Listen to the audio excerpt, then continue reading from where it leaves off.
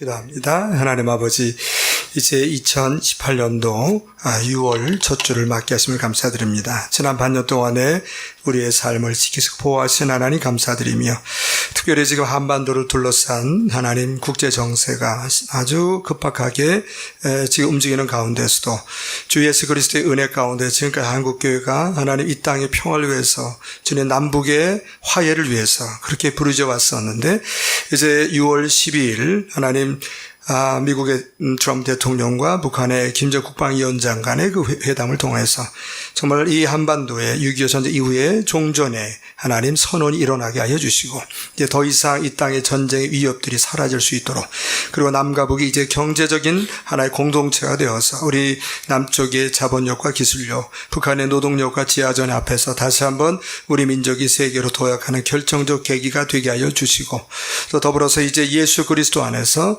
주님 이미 세워졌던 북한의 각 지역의 교회들이 다시 세워지게 하여 주시고, 이제 복음을 하나 되어서 우리 주 예수 그리스도가 왕으로 다시 오실 때까지 복음만을 증거하는 선교 민족으로 하나님 이 땅 이민족이 온전히 쓰임받을 수 있도록 은총을 허락하여 주옵소서. 오늘도 저희들이 그런 소명을 안고 하나님의 말씀을 나누고자 합니다. 부족한 적의 말씀을 대원할 때에 이곳에 임재하신 성령님, 각자의 마음을 활짝 열어주시며, 오늘도 주어진 말씀이 지식을 넘어 우리의 삶을 변화시키는 생명의 능력 되게 하여 주시옵소서. 감사드리며 존귀하신 예수님의 이름으로 기도 올려드리옵나이다. 아멘. 2부 예배 오신 여러분 환영하면서 전화잘 앞둔 인사 나눕니다. 주여로 환영 반갑습니다. 네, 잘 오셨습니다. 네, 반갑습니다. 예. 저희 교회에 방문하신 분도 있어서 잠깐 소개합니다. 몇 번 저희 오셨어요. 지금 우리 배말금 성도님, 지금 우리 종혁이? 안 들렸어. 종현이. 동혁이? 동혁이.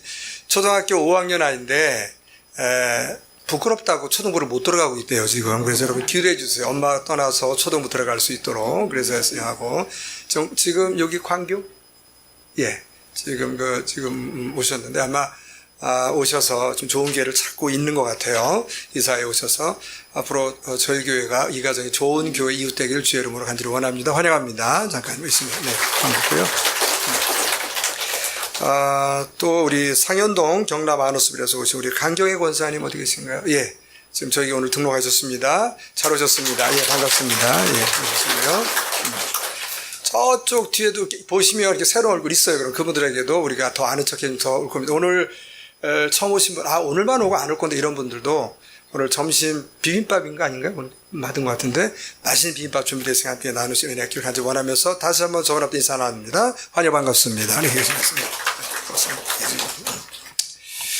지금 저희들은 계속해서 누가복음을 쭉 순서대로 저희들이 이제 소위 이게 강해 설교라고 그러죠. 그래서 지금 본문을 제가 마음대로 이렇게 정하고 빼지 못하고 지금 누가복음에 따라서 쭉 이제 들어오고 있거든요. 순서에 따라서 말씀을 좀 배우고서 은혜를 나누고 있는데, 오늘은 마침 이제 예수님께서 12 제자를 불러서 사도라 지금 이제 세우시는, 성경에 보면 예수님을 따랐던 많은 무리드와 제자들이 있는데, 그중에서 특별히 12명을 하나님 예수님께서 택해서 사도라 부르시고 세우는 장면을 통해서 이제 2000년의 시간을 넘고 또 유대와 그리고 우리 대한민국 한국 교회라고 하는 서로 다른 지역과 문화의 공간을 넘어서 공통적으로 주신 하나님의 그 원리를 함께 나누고 적용한 은혜의 시간 되기를 주의 이름으로 축복합니다.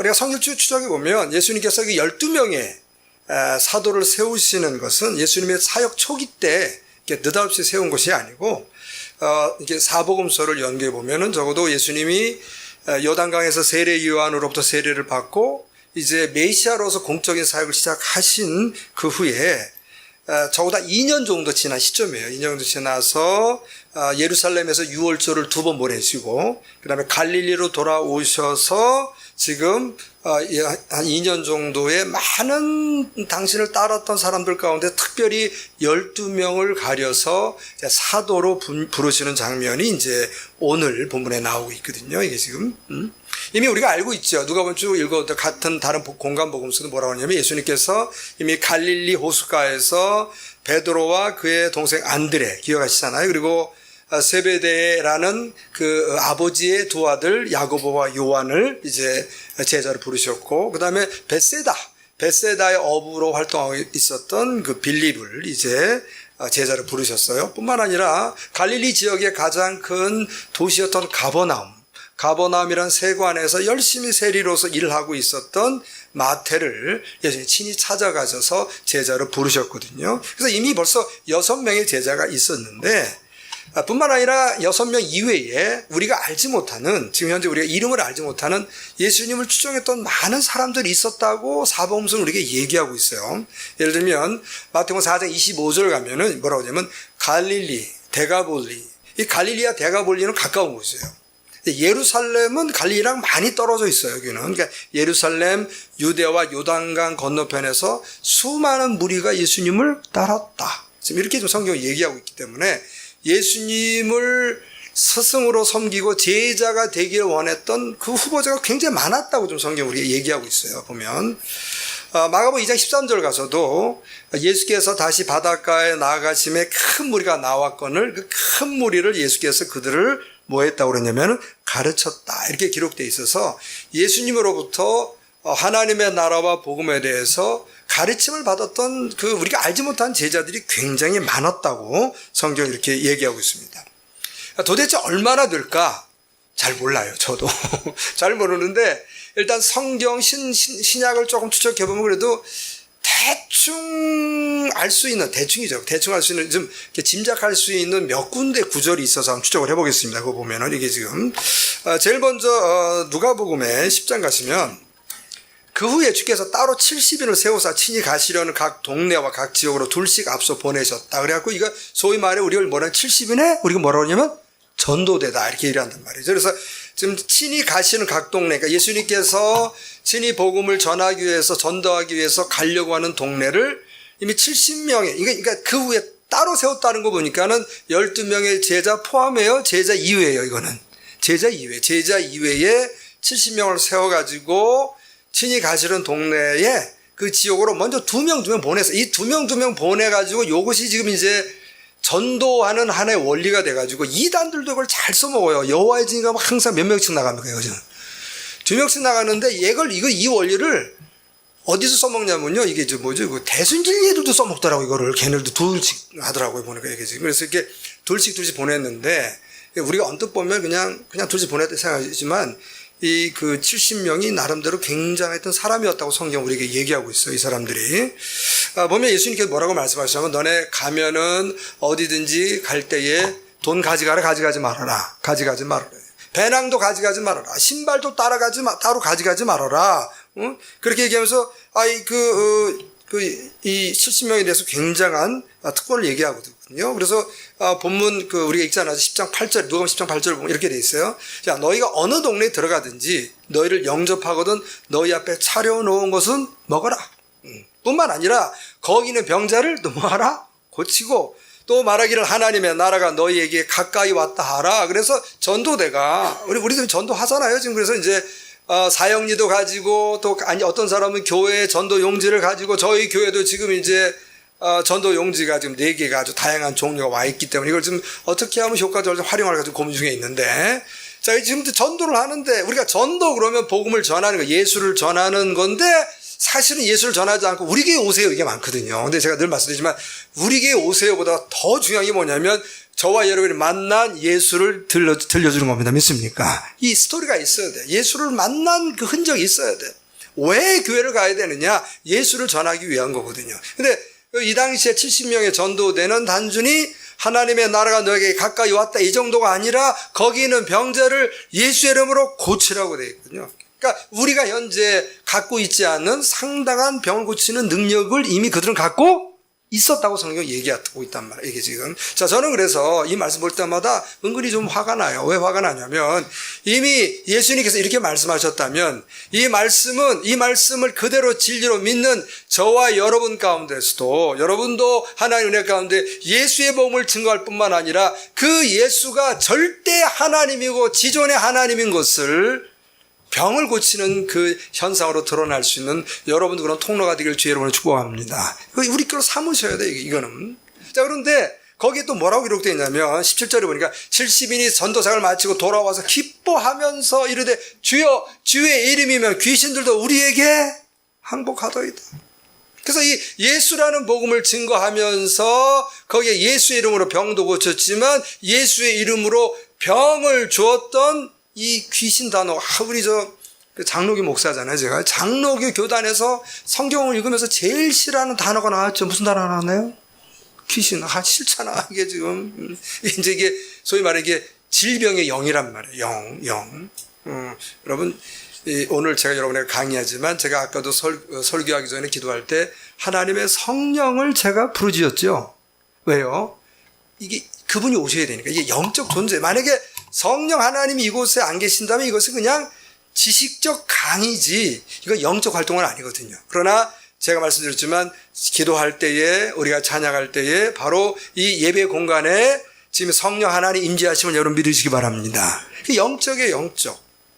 그러니까 영적인데 그 영을 성령을 반대하고 성령을 회방하는 영들이 있는데 그 영을 통틀어서 성경은 뭐라고 좀 표현했어요? 지금 보니까 귀신이라고 표현했거든요. 우리는 이 어감이 별로 안 좋아갖고 이걸 싫어해. 여러분 사복음서를 보시든가 사도행전 보시면요. 이제 여기가 이제 역사신학이잖아요. 역사신학 보면요. 이 영적 얘기가 굉장히 많이 나와요. 굉장히 많아요. 그러니까 이 70인의 전도대는 뭐 이제 우리가 이제 오늘날 신학자 가운데서는 아마 예루살렘 교회에 세워졌던 초기에 7 집사, 뭐 예를 들면 스데반이라든가 빌립 집사 이런 사람들은 아마도 이 70인의 전도대 중에 하나 있지 않았나 이렇게 좀 추정한 분들도 많이 있어요. 그런데 그건 아직까지 정확하지는 않아서 잘 모르겠어요. 그러나 한 가지 분명한 건 뭐냐면 12명의 예수님의 사도들만 그런 능력을 준 것이 아니라 70인의 전도대도 지금 복음을 증거할 때에 복음과 함께 강력한 성령의 능력이 나타났다는 기록이 이미 있어요, 없어요? 있다고 여기서 보는 게 있어요. 이게 지금 뿐만 아니라 이제 성경에는 어떤 사건이 나오냐면 예수님께서 부활 이후에 여러 사람에게 자신의 부활을 보여주셨거든요. 예수님 부활 이후에 승천하기까지 누가는 40일 동안 이 땅에 계셨다고 지금 설명하고 있다면 40일 동안의 그 기록에 대해서 사도 바울은 고린도서에서 이렇게 기록하거든요. 고린도 전서에 지금 이 예수님의 부활에 대해서 설명하는데 왜 그러냐면 이 고린도라고 하는 지역은 오늘날 아테네 밑에 있는 도시거든요. 그 당시 로마 제국이었지만 지금 그 예루살렘 유대 지역에서 있었던 예수라는 분, 로마 시대에 이 예수라는 분을 지금 메시아로 증거하면서 그분의 부활을 얘기하고 있는데 많은 사람들은 그 당시에 예수라는 목수가 죽었다 다시 살아났다 부활에 대한 얘기를 믿지 못하고 있거든요. 이제 거기에 대해서 지금 이 아테네 밑에 있는 고린도 지역에 세워진 교회, 이 교회 성도들에게 사도 바울이 예수님의 부활에 설명할 때 이렇게 설명했어요. 자, 5절 보니까 게바에게 보이시고, 게바가 누군가요, 여러분? 베드로잖아. 베드로에게 예수님 부활한 걸 보이셨고 그 후에 12제자에게 보이셨고 그 후에 500여 형제에게 일시에게 보이셨나니 이렇게 돼 있단 말이에요 지금. 그래서 예수님께서 부활하신 것을 동시에 우리가 알지 못하는, 그러니까 12명의 제자 이외에 더불어서 70인의 전도도 이외에 또 몇 명이 보이기 시작하는 여기 지금 500여 형제가 일시에게 보이셨다. 지금 이게 지금. 근데 그 중에 지금까지 대다수 살아있고, 무슨 말이냐면 사도 바울이 지금 고린도 교회, 지금은 그리스 남부 아테네 밑에 있는 고린도에 세운 교회 성도들에게 예수가 부활했다는 것을 지금 설명할 때에 지금 사도 바울은 굉장히 강하게 설명하고 있는데 왜 그러냐면 지금도 수많은 그 믿지 않는 사람들 아니면 예수 믿는 사람 가운데 믿음이 흔들린 사람들 가운데도 부활절 그러면 계란을 먹긴 하지만 어떤 마음이 드냐면 이 과연 죽었던 예수가 부활했을까? 이런 의문을 품는 사람이 있거든요. 저는 이게 나름대로 그런 의문을 갖는 것도 일리가 있다고 생각해요. 왜냐하면 보통 지금 뭐 시체실 여러분 가보시면 시체실에 열흘 동안 이렇게 있다고 해서 부활한 사람이 있어요, 없어요? 지금은 없잖아. 과학적 증명이 안 되거든요, 이게 지금. 그러니까 저는 성경을 갖고 여러분에게 얘기할 수밖에 없는데 사도 바울은 강력하게 얘기하는 거예요. 예수님의 부활이 진짜다. 왜요? 그 중에 지금까지 대다수는 어떻다는 거야? 살아있었다. 그러니까 사도 바울이 이 편지 쓸 때만 하더라도 500명 가운데 예수님의 부활을 목격한 사람 가운데 대다수는 살아있었기 때문에 증인을 구하기 쉬웠던 거예요. 근데 어떤 사람은 잠들었다. 이 잠들었다는 말을, 다른 말은 무슨 말이에요? 이게 잠들었다는 거야? 죽었다. 이제 죽었다는데 성경에서 죽었다는 건 뭘 얘기하면 하나님과의 끊어져서 지옥 갔다는 소리예요. 자, 제가 죽으면 여러분 분명 성목사가 지금 죽으면 육은 이 땅에 있지만 제 영은 어디 갈까요? 저는 낙원으로 갑니다. 낙원으로. 그러니까 저는 이제 다시 예수님 부활할 때 부활의 몸을 입어요, 안 입어요? 예수님께서 재림하실 때 부활의 몸을 입기 때문에 저는 다시 깨어날 길, 부활의 소망이 있는 사람이기 때문에 주 안에서 예수 믿고 죽은 사람은 성경 죽었다고 표현하지 않고 주 안에서 잠자한다 이렇게 표현한단 말이에요, 이게 지금. 자, 그래서 어떤 사람은 사실 죽은 거고 어떤 사람은 대단히 살아 있었기 때문에 그 당시는 강력하게 예수님의 부활에서 얘기를 했는데 한 가지 우리가 주는 힌트는 뭐냐면 12명, 예수님의 12명 사도 말고 70인의 전도대 말고 또 몇 명이 보이는구나. 여기서 보니까는 500명이 동시에 예수님을 보았구나 하는 것이 여기 써 있단 말이에요. 자, 그러면 이제 500의 형제 말고도 우리가 알지 못하는 대다수의 또 예수님을 추구했던 무리가 여러분 있었을까요? 없었을까요? 있었어요. 있는 그런 과정 속에서 예수님께서 2년 동안을 한 사람 한 사람 관찰해서 여러분 늘 말씀드리지만 자, 사람은 외모를 보지만 하나님은 뭘 보십니까? 중심 보시거든. 중심 보시거든. 그것도 1년 본 게 아니라 2년 가까이 예수님 보시고 그것도 예수님께서 성부 하나님의 뜻에 맞게 12명의 제자를 선택하시려고 예수님 몸부림치셨어요. 오늘 본문에 누가 6장 10절 보니까 이때 예수께서 기도하시러 어디로 가셨나요? 산기도 가셨어요. 산기도. 밤이 새도록 하나님께 기도해. 밤이 새도록 기도했다는 것은 다른 말로 무슨 기도한 거예요? 이는 철야기도예요. 철야기도. 왜 기도했어요? 지금 하나님 아버지에 맞는 하나님 아버지가 택한 하나님 아버지의 뜻을 이룰 수 있는 12명의 제자를 예수님께 택하기 위해서 2년 동안을 관찰할 뿐만 아니라 하나님 앞에 철야기도 하시면서 13절 밝음에 이제 하나님의 음성을 듣고 그 제자들을 부르시고 그 중에서 12명을 택해서 달리 뭐라고 주었어요? 예수님께서 사도다, 파슬이다 라고 하는 아주 영광스러운 직분을 주셨거든요. 이 안에서 이게 지금. 자, 그래서 우리 이제 이런 이제 주장을 하는 분들이 많아요. 예수님이 이렇게 제자들을 특별히 수많은 제자 가운데서 12명의 사도를 택하시는 선택 과정을 보면 이거는 그냥 한 것이 아니고 하나님 앞에 기도하며 철야기도 했다. 오늘날 한국 교회도 교회에서 담임 목사를 청빙하거나 아니면 부목사를 청빙하거나 아니면 교회 안에 직분자를 세울 때도 그냥 해서는 안 되고 우리도 반드시 하나님께 뭐 해야 된다는 거예요. 지금 기도해야 된다. 저는 이 말씀이 100번 옳다고 믿습니다. 그리고 저도 기도하고 있거든요. 지금. 자, 그런데 이제 제가 뭘 얘기하려고 그러냐면 우리는 이렇게 예수님도 기도했고 우리도 열심히 기도를 하면 그렇게 기도해서 간절히 응답 받아서 뽑힌 그 인물들은 각각 최고의 인물들, 정말 100% 하나님의 나라와 교회에 충성하는 그런 인물들만 뽑혀야 된다는 그런 기대치가 우리 안에 있을까요? 없을까요? 있다고. 어떤 문제도 일으키지 않고 항상 하나님을 기쁘시게 하며 항상 생각과 마음과 행동으로 하나님 앞에 충성하는 사람들, 그런 사람들만이 이제 피택될 거라고 하는 그런 기대를 우리가 갖고 있단 말이에요. 이게. 여기 한번 우리가 퀘스천을 찍어보려고 그러는 거예요. 지금. 여러분, 아까 말씀드렸지만, 목사는 사람을 볼 때, 외모를 볼까요? 마음의 중심을 볼까요? 물어보는 거예요, 여러분에게. 저는 마음의 중심 볼 수 있는 능력이 없어요. 저만 그런 게 아니에요. 여러분, 그 사무엘도 다윗의 집에 갔을 때, 이세네 집에 갔을 때 큰형 엘리야 보고서 그냥 놀랬잖아요. 야, 하나님 기름 부은 사람이 있다 할 때 하나님 뭐라고 그랬어요? 야, 사람은 외모를 보느냐? 나는 하나님 뭘 본다? 중심을 본다. 그리고 다윗이 택함을 입잖아요. 이게 지금. 여러분, 사무엘의 영성과 성목사의 영성 비교 하나만 하잖아요. 사무엘도 모르는 걸 제가 어떻게 알겠어요, 제가. 이게 지금. 자, 예수님 하나님이셔요. 이분이 2년 동안 관찰을 했어요. 그리고 마지막 결정하기 전에 또 하나님 앞에 철야기도 하시고 수많은 추종자들 가운데서 12명을 뽑아서 사도라는 직분을 주셨어요, 지금. 자, 그런데 그렇게 심혈을 기울여서 뽑았던 사도들의 면면을 보면 제가 고개를 갸우뚱하지 않을 수 없는 인물들이 많이 나와요. 보면 이게 지금 직업을 보면 뭐 대부분의 직업군이 그 당시에 갈릴리 호숫가에서 제일 흔했던 뭐였어요? 이게 지금 어부들이었어, 어부들. 여러분, 베드로, 안드레, 야고보, 요한은 갈릴리 어부였고요. 빌립이라는 사람은 베세다 어부였어요. 12명의 제자들 가운데서 그 수제자로 불렸던 이 베드로는 정말로 결정적 순간에 스승을 3번이나 부인을 한 지조 있는 남자, 지조 없는 남자. 지조 없는. 아니, 직업이라도 안 좋으면, 스펙이라도 나쁘면 충성이라도 해야 되는데, 스펙도 안 좋고 직업도 안 좋은데 거기다 흔들리기까지. 보면 이게 지금. 응?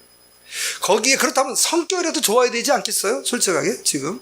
그런데 예수님의 제자들 성격이요, 여러분 좋은 사람들만 있었던 게 아니고 보면 지금. 마가복음 3장 17절 보면 성 이렇게 얘기합니다. 또 세베대의 아들 야고보와 야고보 형제 요한이니 이 둘에게는 보아너게 곧 우리의 아들이라 이름을 더하셔. 예수님께서 별명을 지었어요. 뭐라고 지었어요 지금? 보아너게? 보아너게가 뭐예요? 보아너게가 우리의 아들. 우리가 뭐 다른 말로 천둥의 아들. 제가 어렸을 때 보면 이렇게 목소리가 천소리 큰 사람들 있잖아요. 이게 지금 그 사람은 보통 말해도 남들과 싸우는 것 같이 느껴진 사람들. 이게 지금. 그리고 우리 요즘에는 그런 표현을 잘 안 쓰는데, 제가 어렸을 때는 어르신들이 그런 애들 보면 뭐라면, 너 기차? 화통을 삶아 먹었냐? 왜 이렇게 목소리 크냐? 이렇게 표현하거든요. 그런 사람들이에요, 여러분. 자, 여러분. 이런 사람들은 성격이 온유하고 부드러울까요? 거칠고 급할까요? 거칠고 급해. 제가 지금 뭘 얘기하려고, 아니, 직업도 안 좋으면, 스펙도 안 좋으면, 그러면 그나마 뭐라도 좋아야 되는데, 성격이 좋아야 되는데, 성격도 못한 사람들이 아닙니다. 이런 사람들을 뽑았다니까요, 지금 예수님께서. 제자로, 이게 지금. 여러분뿐만 아니라 이런 마태는 세리였잖아요. 세리는 지난번 설교했지만, 세리는 그 당시에 창녀와 사회적 지위가 비슷했잖아요. 요즘 국세청 다니는 사람들 교회에 오면은 교회가 싫어할까요? 좋아할까요? 당시에 국세청 다니는 사람 오면 세리들은 교회에서 받아줬어요? 안 받았어요? 이 사람들은 안 받아줬어요. 사람 취급을 안 했어요. 재판할 때 증인 세울 때 세리 세우면 재판장이, 세리는 인간이 아니기 때문에 세리의 증인을 받아주지 않았어요. 세리가 헌금해요? 받아주지 않아요. 더럽다고 안 받았다고. 인간 취급을 못 받았던 세리 마태도 뽑혔고요. 여러분, 예수님의 제자 가운데 셀롯인 시몬 들어보셨나요? 셀롯이 유대 열심당원 독립운동파예요. 쉽게 얘기하면 로마로부터 유대를 독립시키기 위한 소수의 독립운동파인데 요즘 말로 하면 테러리스트예요. 로마의 그 실권자들을 납치해서 죽이는 사례를 아주 반복해서 했던 사람들이 바로 로마 열심당. 그 중에 하나가 셀롯 시몬이었어요. 이게 시몬. 이게 지금. 거기다가 가룟 유다는 예수님 자기 스승을 은삼십에 팔았던 파렴치범이에요. 파렴치범. 이제 한번 봅시다, 여러분. 이게 좀. 아니, 제가 궁금해. 아니, 예수님 도대체 뭐 하셨어요? 2년 동안을 관찰을 하시고 또 산에서 밤새 기도하시고 뽑았던 제자들, 아니 별 볼 일 없는 거예요. 이게 지금 배반자, 예수님 판자, 성격 더러운 사람, 그래봤자 어부, 당시의 세리들, 사람 쓰는 세리들, 이런 사람 12명을 뽑았다니까 예수님께서. 아니 적어도 하나님이신 예수 뽑았으면 당대 최고 인물을 뽑았어야 될 거 아니에요. 이게 지금 뭔가 부족해도 뭔가 그런 사람 뽑아야 되는데, 제가 충격이에요. 이게 지금 충격, 저에게는 이게 지금. 뿐만 아니에요, 여러분. 사도행 13장 가시면 어떤 사건이 나오냐면 안디옥 교회가 나와요. 그리고 이제 안디옥 교회는 이제 오늘날에는 이제 교회가 개척될 때 대부분이 이제 목회자들이 이제 준비하면서 기도하면서 건물을 얻고, 그리고 동역자를 하나님 앞에 기도하다가 이제 동역자가 모여지면 기도하면서 이제 교회가 세워지는데, 안디옥 교회는 목회자가 먼저 있었던 게 아니라 자발적 교회가 성립이 됐어요. 자발적으로 교회가 세워지니까 예루살렘께서 깜짝 놀래가지고 이 교회의 목회자를 파송했는데, 누굴 파송했냐면은 바나바를 파송해요. 바나바를. 지금. 그래서 이제 교회가 잘 성장합니다. 교회가 잘 성장하는데 하나님께서 이 안디옥 교회를 통해서 교회 역사상 처음으로 선교사를 파송할 계획을 갖고 계세요. 자, 1절 갑니다. 그래서 14, 1절에 안디옥 교회에 선지자들과 교사들이 있으니, 목사는 없었어요. 이 당시에. 지금 두 부류가 나와요. 뭐가 나왔습니까? 선지자들 그리고 교사.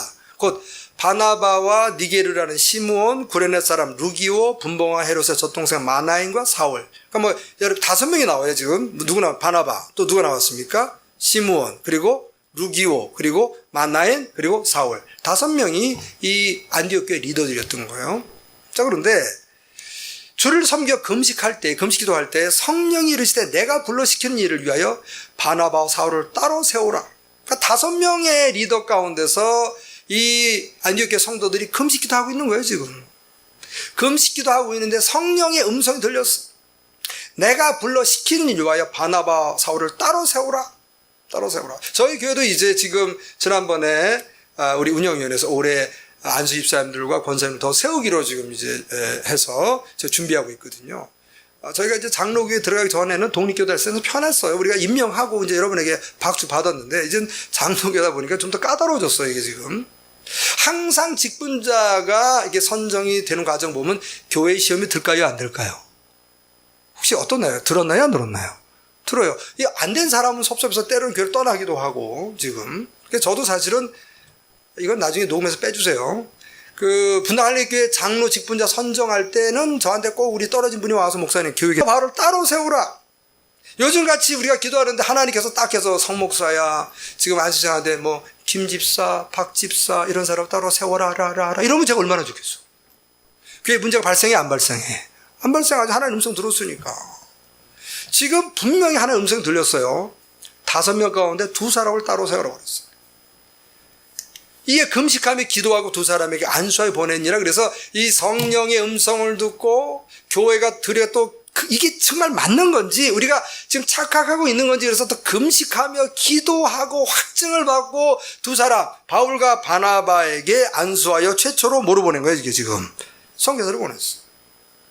여러분, 이러면 우리는 어떤 기대를 하냐면요. 이렇게 하나님께서 많은 사람 가운데 특별히 택해서 금식하는 사람, 금식 가운데서 바울과 바나바를 택해서 제1대의 선교사로 파송했다면 이 사람들은 끝까지 하나님께 충성하며 가장 아름다운 선교 업적을 남기며 교회 역사에 가장 큰 모범의 자취를 남겨야 한다는 기대가 우리 안에 있을까요, 없을까요? 있지. 누가 뽑았으니까? 하나님 뽑았잖아. 기도하면서 금식하면서 뽑았다니까요. 그 중에서 이 바나바라는 사람은 우리가 함부로 여길 사람이 아니에요. 원래 이름이 바나바가 아니에요. 바나바의 원래 이름이 뭔가요, 여러분? 잘 모르잖아. 원래 이름은 바나바가 아니에요. 자, 사도행 4장 30절 가면 구브로에서 난 레이족 사람이 있으니 이름이 바로 누구예요? 이름이 요셉이에요. 요셉인데 사도들이 일컬어 바나바. 별명이 바나바. 원래 이름은 요셉이고. 근데 바나바 무슨 일이냐? 번역하면 뭐라고 그랬어요? 위로의 아들. 정확하면 격려의 아들이에요. 그러니까 이게 격려의 아들이 무슨 말이냐면 격려의 전문가라는 거예요. 위로와 격려의 전문가. 영어로는 the son of encouragement. 교회 안에 낙심되고 절망된 사람들, 아픈 사람, 이런 사람들 찾아가서 위로하고 세우는 일에 아주 탁월했던 사람이에요. 얼마나 이 사람이 이 사역을 잘했으면 이름은 요셉으로 아는 사람이 오늘도 거의 없다니까요. 누구로 알고 있어요, 이 사람을?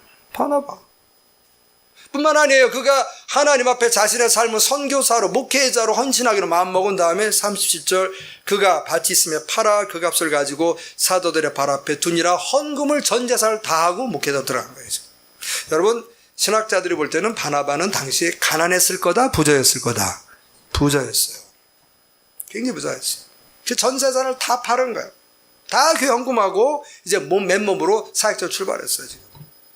대단한 사람이에요, 이 사람. 이게 지금. 자, 이 사람이 사역하면서 누구를 관심 있게 보냐면 바울을 관심 있게 봅니다. 자, 여러분, 사울이 예루살렘에서 대제사장들의 권한을 가지고 다마스커스에서 예수를 믿는 사람들이 있음을 알고 거기에 잡으러 가잖아요. 거기로 잡으러 가다가 부활하신 예수를 만나고 개종하게 됩니다, 기독교로. 개종하고 된 다음에 예루살렘에 다시 돌아가서 제자들을 만나려고 하는데 제자들이 안 만나줘요. 지금 사도행 9장 20절 가니까 사울이 예루살렘에 가서 제자들을 사귀고자 하나 다 두려워하여 그가 제자됨을 믿지 않아. 여러분, 사람과 사람 사이에서 거절과 거부를 당하면 그 상처가 굉장히 큽니다, 지금. 그래서 우리 교회에서도 어떤 사람이 왔는데 아무리 몸부림 쳐도 나 너랑 안 놀아. 우리 셀 들어오지 말아라. 우리 성교도 들어오지 말아라. 그러면 그 사람 마음이 상처가 얼마나 크겠어요, 이게 지금. 특별히 그 목회자 사이에서 못 믿는 거예요, 지금. 12명의 예수님의 제자들이. 저러다 우리까지 잡아갈지 모른다. 스데반을 죽인 사람 아니냐. 그가 어떻게 갑자기 예수를 믿는 제자가 되었냐. 믿지를 못해요. 아무도 예수를 믿지를 못해. 그래서 바울이 마음이 굉장히 아팠겠죠, 자기가 지금. 그때에 27절 보니까 바나바가 데리고 사도들에게 가는 거예요. 중재자 역할을 하는 거예요. 한편으로는 사울을 위로하고 격려하고, 한편으로는 예수님 12제자들을 설득해서 그가 길에서 어떻게 주를 보았는지, 주께서 그에게 무슨 말씀을 하셨는지, 다음에서 그가 어떻게 예수의 이름으로 담대히 말하였는지, 복음을 전했는지 설명하면서 어떻게 하든지 이 사울 바울을 예수님 제자들과 화해시키고 이 사역에 동참시키려고 가장 몸부림친 사람이 바로 누구냐면 바나바였어요. 바나바. 근데 사도행 쭉 우리가 읽어보면 잘 안 됐던 것 같아요. 그래서 결국 바나바의 중재에도 불구하고 이 사울 바울은 예수님 12제자들과 교제가 잘 못 이루어서 아마 낙심해서 자기 고향 다소 가서 은둔생활 했던 것 같아요. 그런 와중에 갑자기 안디옥에 교회가 세워졌다는 거예요. 안디옥 교회가 세워져서 목회자를 파송하는데 누가 파송되냐면 바나바가 파송되는 거예요. 여러분 사도행 11장 가시면 어떤 사건이 나면 바나바가 파송되어서 교회가 망했다, 부흥했다. 부흥했다. 바나바는 착한 사람이요, 믿음과 성령이 충만한 사람이어서 그로 인해서 수많은 사람들이 더 많이 교회에 부흥했어요. 여러분 지금 대형 교회는 부목사들 한번 안케이트 조사해 보시면 앞으로 향후 10년 안에 소망이 무엇입니까? 그러면 1순위가 뭘까요? 무슨 목사 되는 걸까요? 담임 목사. 예루살렘 교회에서 바나바가 아무리 날고 기어도 예수님의 12제자에 눌릴까요? 안 눌릴까요? 눌리지. 근데 그 교회에서 바나바를 지금 안디옥 교회에 보낸 거예요. 담임 목사를 보냈어. 보냈더니 교회가 부흥했어. 야, 이러면 이제 뭐 내 세상 된 거지, 여기서 지금. 자, 그런데 바나바가 그때 또 누굴 생각하냐면 바울을 생각하는 거예요. 너무 아까운 거예요. 그래서 사도행전 13장 가시면 11장 가시면 바나바가 사울을 찾으러 다소에 가, 은둔에 있는 다소를 가서 설득하는 거야, 지금. 하나님 널 세우셨다. 예수님 널 만나주지 않았느냐? 다시 힘을 내자. 내가 예루살렘 교회는 가지 못하지만 그러나 나에게 안디옥 교회를 줬으니 여기서 같이 사역하자. 그래서 사도 바울을 설득해요. 그래서 만남의 안디옥에 데리고 와서 지금 담임 목사는 바나바, 부목사는 누구고? 사울이야. 서로 둘이 교회에서 1년간 모여서 큰 무리를 가르쳤고 제자들이 안디옥에서 비로소 별명을 얻는데 무슨 별명을 얻었어요? 그리스도인. 그전에는 유대교하고 기독교 구분을 못했거든요. 드디어 이제 안디옥 교회를 통해서 그리스도인이라는 별명을 얻게 되는데, 그리스도인이 무슨 뜻이냐면 그리스도를 닮은 사람들이에요. 지금 이 사람들 그리스도의 말씀에 절대적으로 순종하는 그룹들.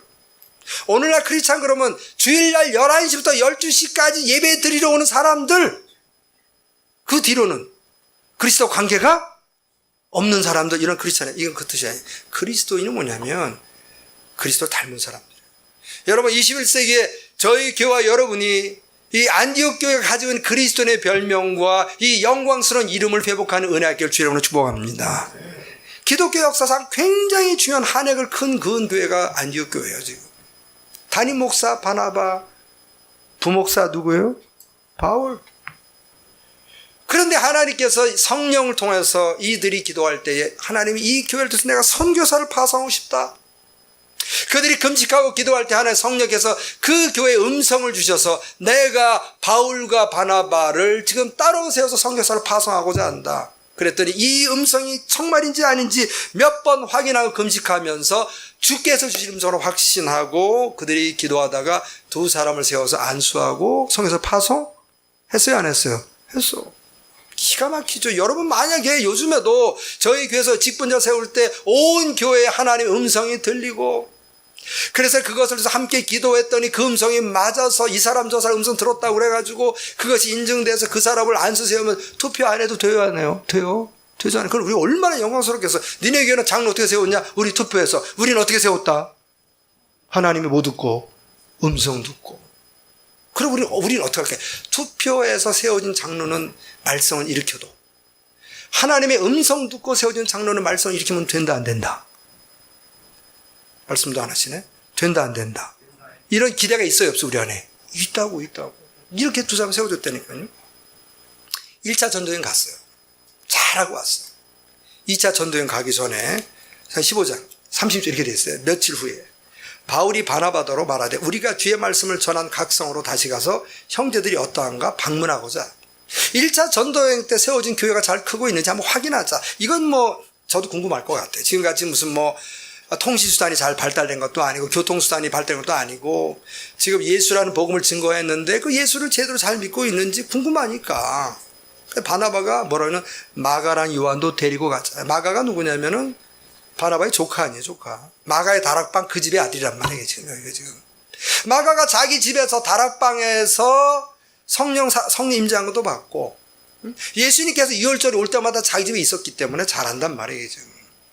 그런데 삼촌이 다 헌금하고 목회자가 되니까 충격을 받고 나도 그러면은 삼촌 따라 주를 따라가야 되겠다. 그래서 1차 전도회 때 같이 쫓아갔어요. 갔어. 그런데 어떤 문제가 생겼냐면 마가가 부잣집 도련님이 선교사를 가보니까 이 고생이 있단 말이에요. 이게 지금 아내 본 밥도 뭐 제대로 못 먹지, 잠도 힘들지. 이게 지금 막 환상만 갖고 선교 나갔다가 현실에 부딪히니까 아주 고생을 많이 해가지고 밤빌리아에서 야반 도주를 했어. 도주를. 그러니까 지금 바나바가 뭐라 하냐면 우리 조카 한 번만 더 기회를 주자. 응? 바울이 뭐라 그래? 안 된다는 거지. 주의 종으로 헌신한 녀석이 쟁기를 들고 뒤로 돌아보는 녀석은 필요가 없다. 한 사람은 한 번만 기회를 주자. 한 사람은 필요 없다. 여러분, 이 사역, 이런 그 조카 문제를 가지고, 마가라는 문제를 가지고, 이렇게 별로 그렇게 중요한 문제는 아니잖아요. 사실 이 문제가 이게 지금. 그런데, 이 바울은 밤빌리아에서 자기들을 떠나 함께 일하러 가지 아니한 자를 데리고 가는 것이 옳지 않다 해서 서로 심히 뭐라고 했어요? 다투어. 말은 안 하지만 샹샹도 했을지 몰라요, 이때. 피차 갈라서서 바나바는 마가를 데리고 배 타고 키프로스 자기 고향으로 가버렸어. 지금. 바울은 신라를 택하는 형제들에게 주의 은혜의 부탁을 받고 떠나 수리아와 길리아로 다니며 교회를 견고하게 했는데 사도행전 이후의 기록 보면 둘이 화해했다는 기록이 있을까요? 없을까요? 없어. 여러분, 거기를 깨닫지가 안 해요? 아니, 그렇게 금식 기도하고 성령의 음성을 들고 5명 가운데 내가 2명을 택했다. 너희들은 이 사람들을 보내라. 그랬더니 그것이 맞나 틀린다 금식하고 그래서 음성을 확인하고 안수에 보냈더니 1차 전대 가서 대팡 싸우고 둘이 그냥 헤어졌어. 뭐예요 이게 지금 이게. 여기서 우리가 충격을 먹어야 된다니까 이번에 지금. 우리는 어떤 기대를 하고 있냐면 우리가 기도를 하고 사람을 택하면 이 사람들은 어떤 문제도 일으켜서는 안 된다는 기대를 갖고 있다니까요 지금. 여러분에게서 아픈 얘기 좀 할게요, 제가. 저희 교회 7년 동안에 저희 교회에서 장로님도 세우고, 안수집사도 세우고, 권사님들 많이 세웠거든요. 우리 교회 한번 그 요람에 가보시면 누구네서도 기록인데 거의 많이 없어요, 지금. 딴 교회가 있어요. 이번에도 이제 안수집사 세우고, 권사 세워야 돼. 제가 하는 기도예요, 하나님. 아니, 우리가 작은 교회에서 그동안 이렇게 여러분을 장로님도 세우고, 그리고 권사님도 세우고, 안수집사인데 반도 안 났고 다 어디 갔어요, 지금 이게, 지금. 제가 굉장히 하나님 앞에 낙심을 했어요. 도대체 뭔가. 지난 7년 동안에 우리 교회 뭐 해왔나? 라고 하는데, 마침 이게 딱 걸렸는데 제가 여기서 얼마나 위로를 받은지 몰라요, 이게. 보니까. 이게 우리 교회뿐만이 아니구나, 이게. 예수님도 그렇게 기도하고 열심히 택했는데, 그 중에서 배반자도 나오고 안 나오고. 자살자도 나왔다니까요, 거기서. 예수님 3번 부인한 사람도 나오고. 이게 좀. 별 사람이 다 나왔어. 더군다나 이 초대교회 우리보다 더 했어요. 둘이 대팡 싸우고 끝났어요. 여러분 물어볼게요. 여러분 예수님의 12제자는 별별 없는 사람이 택해져 갖고 예수님의 복음의 사역은 실패했나요? 그래도 성공했나요? 성공했어요. 바울과 바나바가 서로 감정적으로 헤어졌지만 그러나 이 두 사람은 사역적으로 성공했나요? 실패했나요? 성공했어요. 이게 이 충격이에요. 지금. 우리가 볼 때는 우리의 생각과 기대대로는 안 됐어도 하나님의 이 각자의 사람을 만지시고 이를 연단시키고 이들을 성숙하게 하셔서 정말 예수님의 제자다운 모습으로 정말 초대교회 선교사다운 선교사의 그런 모습으로 해서 주의 복음은 왕성하게 성공적으로 진행되었습니다. 믿습니까? 여기가 이제 문제예요. 우리가 볼 때는 실패한 것 같은데 성경 실패했다고 얘기를 안 해요. 이 부분에서 이게 지금. 여러분 세리마태 당시에 사람 취도 못 받은 세리마태 동족에게 돈을 세금을 뜯어다가 로마에게 상납했던 이 매국노는요, 예수님 만난 다음에 이제 사람을 낚는 어부가 되어서 그가 여러분 마태복음을 줬는데 마태복음은 유대인들을 위한 복음서예요. 그래서 사복음서 가운데 유일하게 마태복음은 히브리어로 번역이 되어 있어요. 히브리어로. 그리고 전승에 의하면 그는 태국 파티아까지 가서 복음을 전하고요. 에티오피아에 가서 복음 전하다 순교했어요. 예. 셀롯 시몬 유대 열심당 테러리스트 중에서 예수 제자 됐죠. 이 친구는 아프리카 마오리 타니아라는 곳에 가서 복음을 전하고 영국에 가서 복음을 전했어요. 영국에 복음을 전하다가 AD 74년에 순교를 당합니다. 여러분 알다시피 베드로 예수님의 12제자 가운데 사도 요한 말고 다 순교로 하나님의 영광을 나타냈어요. 여러분 믿습니까? 아까 제가 그랬잖아요. 아니 스펙이라도 안 좋으면 직업이라도 안 좋으면 뭐라도 좋아야지. 성격이라도 좋아야지. 성격도 불의 아들이야. 천중의 아들이야. 사도 요한에 쓴 서신이 요한일서 여러분 아시나요? 요한일서 4장 가면 사도 요한 뭐라고 했어요? 보면 사랑하는 자들아 우리가 서로 사랑하자. 사랑은 하나님께 나옵니다. 하나님을 모르는 사람은 사랑을 모른다. 하나님 우리를 이와 같이 사랑해서 우리도 서로 사랑하는 것이 마땅하다.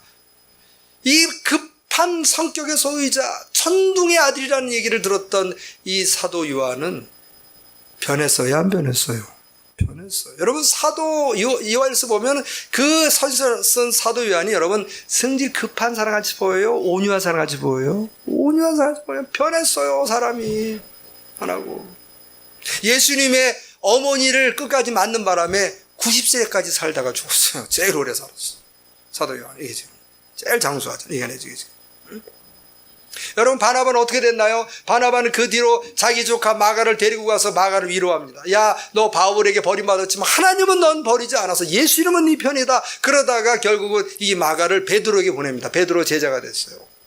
베드로를 통해서 예수님의 행적을 계속 듣다가 마가가 제일 먼저 예수님의 행적을 적어서 쓴 글이 우리가 아는 무슨 복음이에요? 마가복음. 사복음서 가운데 제일 먼저 쓰여졌어요. 그 복음서가. 만약에 마가가 거기서 잘렸다면 그런 것이 없었겠죠. 지금 그런 그 마가를 키워낸 역할을 바나바가 했어요. 바울은 어떻게 되나? 바울은 여러분 바울은요 정말 우리가 알듯이 유대교에서 기독교라고 하는 종교의 신학적 틀을 세운 사람이 바로 바울이었죠. 신학자요, 선교사요. 그리고 그는 목회자로서 큰 획을 그은 사람이 바로 바울이었어요. 그의 안디옥에서부터 출발했던 복음이 130년 전에 대한민국에 들어오고 여기까지 왔습니다. 믿으시기 바랍니다. 우리는 뭘 봅니까? 여러분 우리가 기도해서 세운 주의 백성들, 주의 직분자, 우리가 볼 때는 교회를 깨우뚱한 일이 앞으로 일어날 수 있을까요? 없을까요? 있을까요? 없을까요? 이때니까요. 그때 여러분이 도대체 뭐냐 이러면 안 돼요. 그것을 넘어 역사하신 하나님의 손길이 있습니다. 믿습니까? 있어요. 있어. 저는 그래서 우리 교회를 떠난 분한테 늘 말씀해요. 항상 저희들은 그분을 축복합니다. 우리 교회보다 더 잘 섬기게 하여 주옵소서. 이제 그들이 가서 더 이상 목사님에게 아픔 주지 않게 하여 주옵소서. 저는 한 번도 우리 교회를 떠난 사람들에게 제가 공개적으로 개인적으로 저주하거나 아니면 제가 투정을 한 적이 없어요. 저는 항상 그분 축복합니다. 짧지만 부족하게 우리 교회를 섬겨준 그 시간을 감사하며 행여 우리 교회를 통해서 받은 상처에서 주님 치료하시고 위로하시고 새롭게 빚어주옵소서. 왜? 실패한 것 같은데 실패가 아닌 성공을 성경이 얘기하고 있거든요. 여러분 이번에 우리가 직분자를 위해서 기도해야 합니다. 믿습니까? 기도해야 합니다. 하나님 뜻에 어떻게 쓸지 몰라요. 그분 하나님이. 때로는 우리의 생각과 우리의 기대와 맞지 않아도 그럼에도 불구하고 하나님의 뜻은 이루어집니다. 믿습니까? 그 하나님을 붙들고 여러분의 마음에 여러분의 생각에 나랑 내 생각 안 맞고 기대하고 어긋났다 할지라도 거기에 낙심하지 않고 흔들리지 않는 정말 믿음의 사람, 또 신앙의 사람. 오늘 이 사도행전을 통해서, 이 오늘 복음을 통해서 역사하신 하나님의 손길을 마음껏 누리고 체험하는 저와 여러분 되길 주의 이름으로 축복합니다. 우리는 오늘 기도하기 원합니다. 주님, 하나님의 은혜 가운데서 이제 우리 교회도 새롭게 안수집사님과 직분자 권사님들을 세우려고 합니다. 사도행전에 나와 있는 안디옥교회죠. 저희들도 기도하기를 원합니다. 기도하게 하여 주셔서 하나님의 뜻에 맞는 사람 택하게 하여 주시고, 그럼에도 불구하고 때로는 우리의 생각과 기대에 미치지 못한다 할지라도 주의 뜻은 이루어지는 그 믿음이 흔들리지 않고 끝까지 충성하는 교회와 주 백성 되게 하여 주옵소서. 이런 기도 제목을 가지고 통성으로 함께하는 기도하기 원해 기도하겠습니다. 존귀하신 하나님 아버지 감사드립니다. 저희 교회에게 하나 은혜 베풀어 주시고, 수많은 분들이 우리 교회 임직을 받고 다른 곳에 있지만 그럼에도 불구하고 하나님의 뜻은 반드시 이루어짐을 믿사옵나이다. 주여, 그들에게 마음의 위로와 새 희망을 주시고 우리 교회도 하나님 새롭게 세워주시는 직분자를 통해서 교회가 더욱 견고하고 성장해 나갈 수 있는 은혜 외 은혜를 허락하여 주시옵소서. 때로는 우리가 하나님 혼돈될 수도 있지만 그러나 말씀 속에 하나님의 은혜가 임하기를 원하오니 주여 영광 받아주시고 성령으로 충만케 하여 주옵소서. 감사드리오며 예수님 이름으로 기도 올려드리옵나이다. 아멘.